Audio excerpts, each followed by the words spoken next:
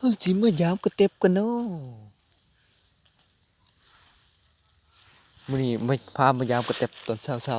ๆมาใส่ไว้มันสิเป็นแนวเด้อมีทางหนูอยู่เนาะมื้อนี้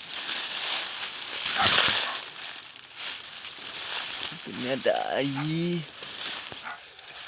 มันมาใส่ไว้อ๋อถือเดี๋ยวเนาะ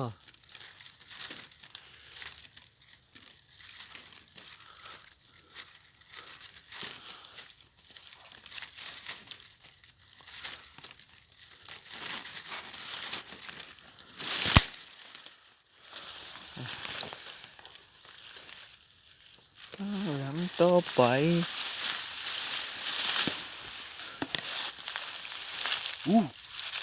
เจอของดีเขาแล้วเป็นได้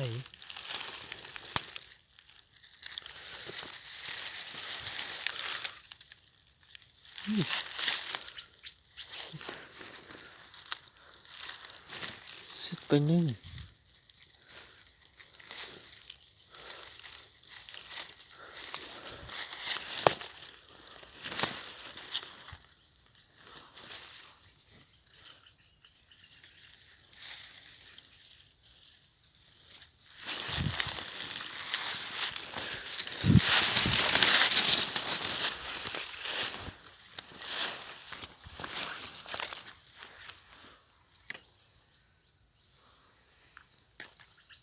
อาหารเช้าครับพี่น้อง